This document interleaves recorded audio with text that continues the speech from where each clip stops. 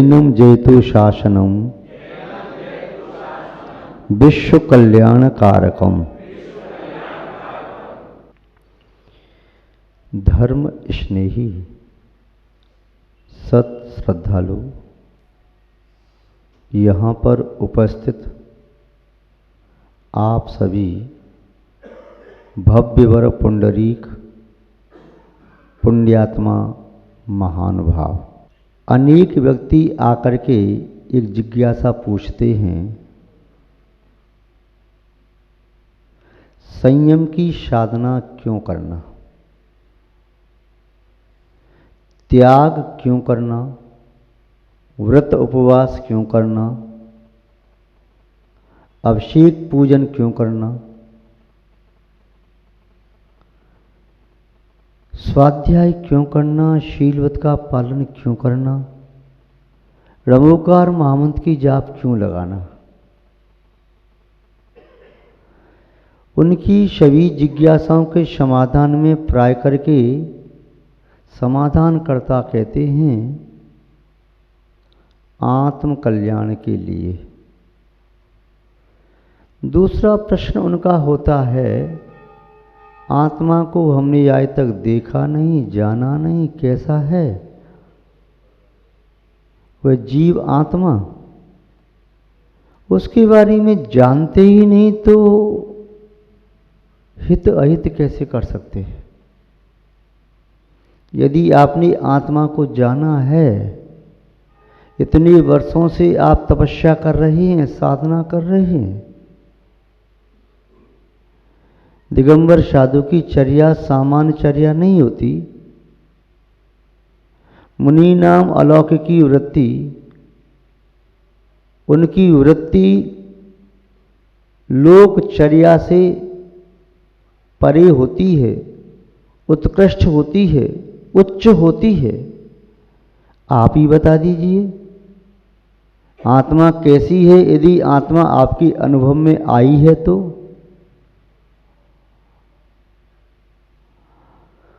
उनकी जिज्ञासा ठीक है, प्रश्न कभी गलत नहीं होता। उत्तर देने वाले के पास उत्तर देने का एक ही तरीका हो तो उसे प्रश्न उल्टे लग सकते हैं। जो तराजू और वांट के माध्यम से वस्तु देता है, उसके पास आकर के कोई व्यक्ति कहे 50 मीटर कपड़ा दे दो, उसके पास नापने का मीटर है ही नहीं तो तराजू वांट से कैसे देगा। यदि उससे कहो, वह कहे कोई व्यक्ति आकर के मुझे 70 लीटर या 80 लीटर जल चाहिए, वह 70-80 किलो तो दे सकता है, लीटर उसके पास है नहीं तो कहाँ से देगा। या तौलने वाली वस्तु भी जिसके बांट उसके पास नहीं है, एक रत्ती एक मासा कोई चीज चाहिए, 1 किलो का, 2 किलो के, 5 किलो के, 10 किलो के, 100 किलो के बांट हैं, रत्ती मासा कैसे देगा। समाधान करता उस समय झुंझला जाता है जिस समय समाधान देने का वो अपना तरीका नहीं बदल पाता। यदि प्रश्न आगम का हो तो उत्तर आगम के अनुसार, प्रश्न तर्क संगत हो तो उत्तर तर्क और युक्ति के अनुसार, प्रश्न व्यवहार से संबंध हो तो उत्तर भी व्यवहारिक हो, प्रश्न जीवन में सुख शांति के उद्देश्य को लेकर के किया गया है तो फिर समाधान उसके अनुसार कि उसे सुख शांति किस कार्य के करने से किस प्रकार से मिलती है देना होता है। हर व्यक्ति के लिए हर उत्तर शूट नहीं करता। हर व्यक्ति के लिए जब प्रश्न अलग अलग हैं तो उत्तर भी अलग अलग होंगे। एक व्यक्ति इस मंदिर को, शांतिनाथ मंदिर को पूर्व दिशा से देख रहा है, पूछ रहा है पूर्व दिशा से आपका मंदिर कैसा लगता है, तो उसका चित्र खींच के आप भेजोगे तो अलग होगा। पश्चिम दिशा से कैसा लगता है तो चित्र दूसरा होगा। दक्षिण से कैसा लगता है तो चित्र और प्रकार का होगा, उत्तर से देखो तो अलग प्रकार का होगा। ऐसे ही प्रश्नकर्ता का प्रश्न एक ही हो तब भी उसकी क्षमता के अनुसार ही उत्तर दिए जाते हैं। यदि बुखार 3 दिन के बालक को आया है या 3 वर्ष के बालक को आया है या 30 वर्ष के युवा को आया है या 95 साल के वृद्ध को आया है, बुखार ही आया है किंतु सबकी औषधि अलग अलग है। एक प्रकार की औषधि नहीं दी जा सकती। हो सकता है 3 दिन के बालक की औषधि 30 साल के युवा को दोगे तो कुछ असर ही ना होगा, और 30 साल के युवा की औषधि 3 दिन के बच्चे को दे दोगे तो शायद वह औषधि को पचा भी ना पाए और शरीर छोड़ के प्राण कूच कर जाए। तो प्रश्न का उत्तर भी प्रश्नकर्ता के अनुसार दिया जाता है। विद्यार्थी ने पूछा, मुझे क्या पढ़ना चाहिए जिससे मेरे नंबर परीक्षा में अच्छे आ जाएं? समाधानकर्ता ने कहा, तुम अपनी कोर्स की पुस्तकें पढ़ो। मेरे कोर्स की पुस्तक में तो कुछ है ही नहीं, केवल ABCD है, थोड़ी सी गिनतियां लिखी हैं, कुछ हिंदी के शब्द लिखे हैं, किंतु इसके माध्यम से अच्छे नंबर आ जाएंगे क्या? हो सकता है उस विद्यार्थी के आ जाएं, किंतु जो विद्यार्थी PhD कर रहा है उसके लिए इतना पर्याप्त नहीं है, उसे तो बहुत जानकारी चाहिए। या जो किसी कंपटीशन के लिए तैयारी कर रहा है तो कोर्स ही नहीं उसका, जनरल नॉलेज का उसे जितना ज्ञान हो उतना वह ज्ञान करना चाहिए। तो जिज्ञासा जिस प्रकार की होती है उत्तर भी उसी प्रकार के देने होते हैं। हर प्रश्नकर्ता को एक सा उत्तर नहीं दिया जाता, क्योंकि वह उत्तर को पचा नहीं सकेगा। भोजन वय के अनुसार और शक्ति की सामर्थ्य के अनुसार ही माता बहनें परोसती हैं घर वालों को। मावे के लड्डू या काजू किशमिश के लड्डू अपने पति को परोस रही हैं तो 4 लड्डू परोस देंगी, और छोटे बालक को दे रही हैं तो फिर 1 लड्डू या आधा लड्डू, या बालक थोड़ा बड़ा है तो 2 लड्डू, क्योंकि उसकी सामर्थ्य इतना ही पचाने की है।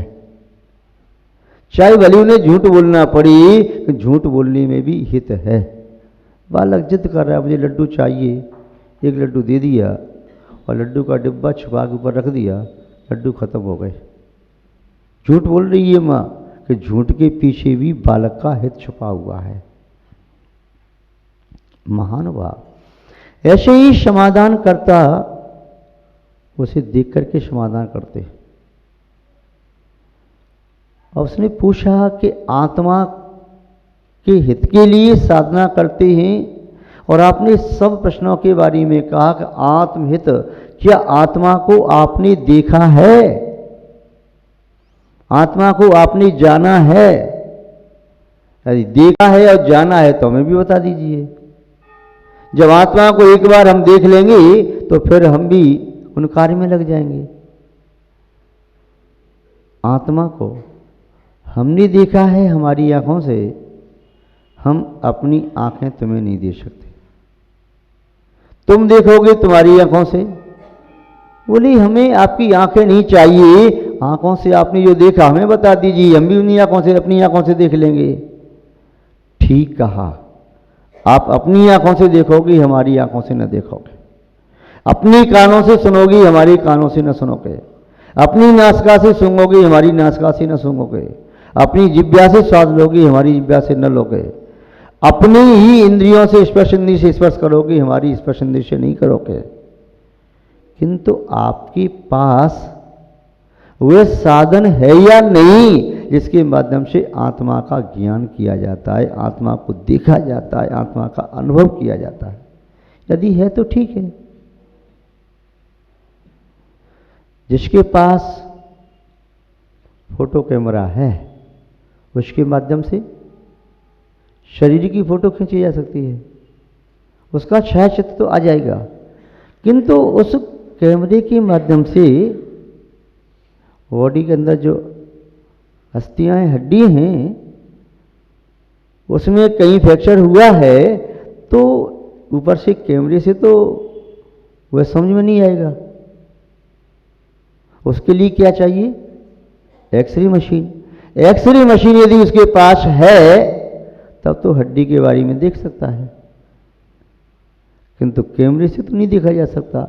जैसे कैमरे से अंदर की हड्डी के बारे में फ्रैक्चर कहां पर है, कैसा है, कि बाल आ गया है, ये सब बातें एक्सरे मशीन से जानी जा सकती हैं, कैमरे से नहीं जानी जा सकती। वैसे ही मिथ्या दृष्टि व्यक्ति आत्मा के बारे में नहीं जान सकता।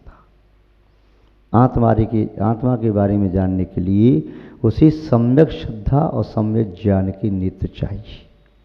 उसके उपरांत उसे सम्यक चारित्र भी चाहिए, व्यवहार वाला, और फिर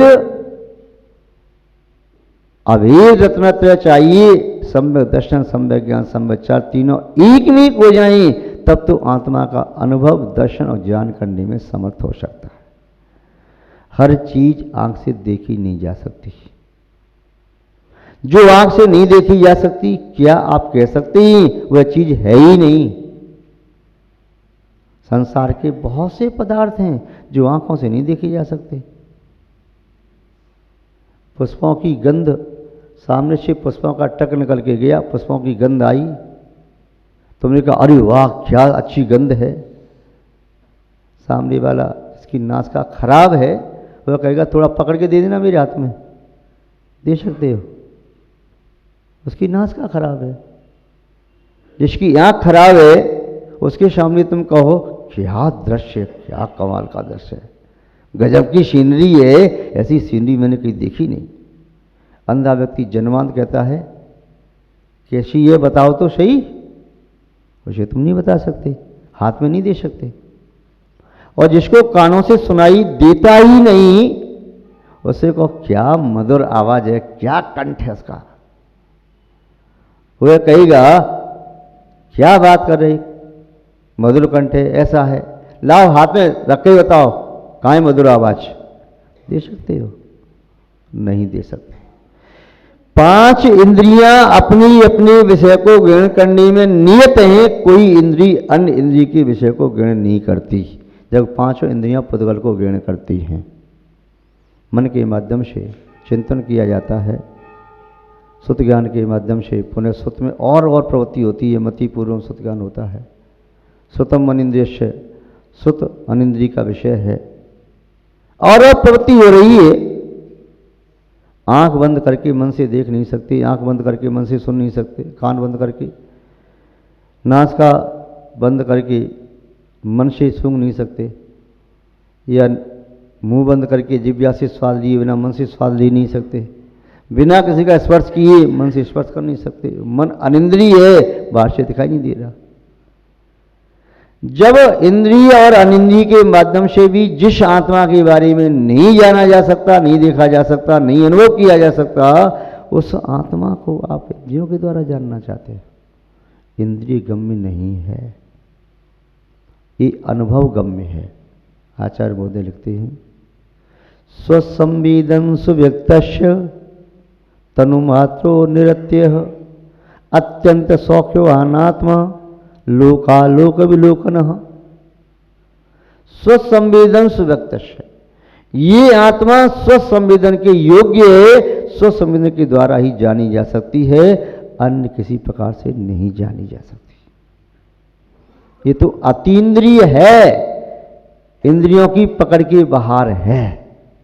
अब तुम आत्मा के बारे में कान से सुनना चाहती हो, कान भी इंद्रिय है, इंद्रिय से पकड़ नहीं सकती। जैसे कैमरे की मशीन से एक्सरे का वो नहीं निकाला जा सकता, या कैमरे से किसी का अल्ट्रासाउंड नहीं हो सकता, या कैमरे के माध्यम से और भी जो वाईफाई शेयर की जाती है या मानना कि अन्य प्रकार की टेस्टिंग होती है, वो कैमरे से संभव नहीं है। मशीन सब अलग अलग होती हैं, एक मशीन से अनेक कार्ड नहीं होते। अरे प्रत्येक कार्य की मशीन अलग अलग है, तो इंद्रिय भी अलग अलग हैं। ऐसे ही आत्मा को हम आंख से कैसे देख सकते हैं, कैसे दिखा सकते हैं? एक विद्वान पंडित जी, शब्द ज्ञानी, शास्त्र पाठी, तार्किक एवं युक्ति आगम का कथन करने वाले, नित्य ही मंदिर में स्वाध्याय करते थे। एक जन्मांध व्यक्ति भी आकर के मंदिर में स्वाध्याय सुनता था, भगवान के दर्शन करता था। लोगों ने पूछा, तुम कहाँ जाते हो? बोले मंदिर। बोले क्यों? बोले भगवान के दर्शन करने, शास्त्र सुनने के लिए। तुम तो जन्मांध हो, तुम्हें दर्शन कहाँ से होंगे? तुम्हें भगवान दिखाई देते हैं? बोले मैं जन्मांध हूँ, मुझे भगवान दिखाई नहीं देते। भगवान तो जन्मांध नहीं है, उनको तो मैं दिखाई दूंगा। भगवान के द्वार पर पहुंचूंगा तो भगवान के द्वार पर पहुंचने का पुण्य मिलेगा, और किसी गलत स्थान पर पहुंच जाऊंगा तो पाप का सब होगा। मेरी श्रद्धा है, मुझे अंतरंग में श्रद्धा से भगवान दिखाई देते हैं। आपको बाहर की आंखों से धातु और पाषाण रत्न वह दिखाई देता है, अंतरंग की भगवत्ता दिखाई नहीं दे रही। उसका तर्क ठीक था, लोग मौन हो गए। वह ठीक कहता है भाई।